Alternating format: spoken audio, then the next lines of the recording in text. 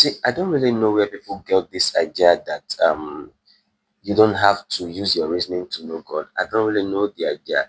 In fact, there's a particular place in the Bible, God said, "Come to me, let us reason." If God is saying, "Come, let us reason," and you are saying that I should not use my reasoning to know God, you see that there is conflict of interest. And you see, we are in a world of deception. People are invested in deceiving other people, and so they will find a way to deceive them. We are in the world where Satan deceives everybody.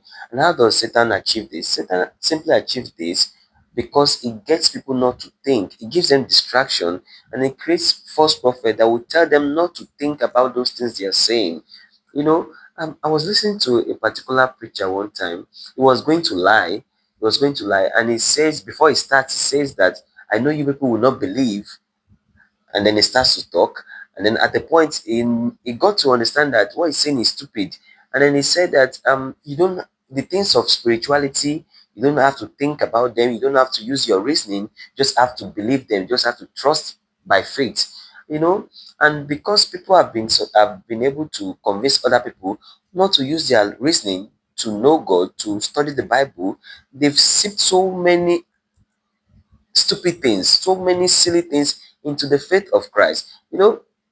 I think I was talking to somebody the other time. He was telling me about how a snake talked in the Bible and all of this. And I really, really wonder that how can an adult, how can somebody get you to believe that a snake actually spoke and you believe? And then that is because that person first told you that it is not good to reason, because all of these things you can really know them if you really want to. You can know them from the Bible itself. You can know what the Bible is talking about, but because you have been made to think that reasoning is demonic. I think one of the ways that these people have been able to successfully cage everybody and get them not to think is by demonizing logical reasoning. They make logical reasoning feel like that is the devil's tool, right? And so, because you want to believe that you are not working for the devil, or because that the devil, you don't want to do anything with the devil, and so you throw away your reasoning. You throw away your reasoning. They demonize reasoning so that you throw reasoning away, and once you throw away reasoning away, there is no safety for you anymore. It's just like that is your caution. There is no caution for you anymore, and you can only spiral downward. You know, as a Christian, it is very, very important for us to apply logical reasoning to understanding the Bible, because how are we going to represent God accurately if we are not reasoning? Right? Just become we are not different from robots because they don't reason. They just have information that is given to them and they pour it out. Right? And so if you don't reason, there is no way you can come to understanding of the faith of God, because by that way you would only have one thing. See, I'll tell you something.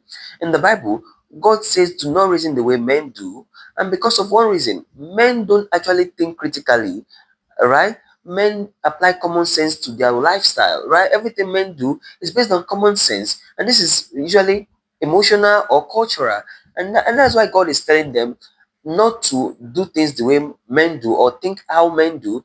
This is not saying that you should not think.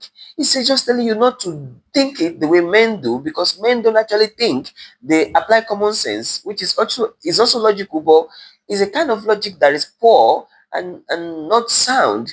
And but God is saying that He has given you sound mind. What are you going to do with sound mind if you're not thinking?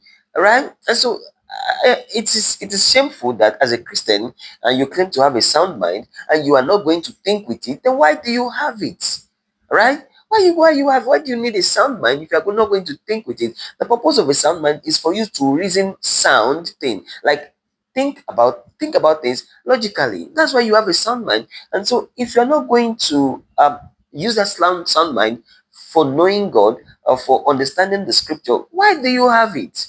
Right? You don't need it, because why? You don't need it. You're just going to believe what someone else is say, and so you don't need a sound mind. And I can tell you categorically that most people that say that they are Christians, they don't actually have a sound mind, and that's why you see that they are easily deceived by empty promises, fearful beliefs, and all of these things.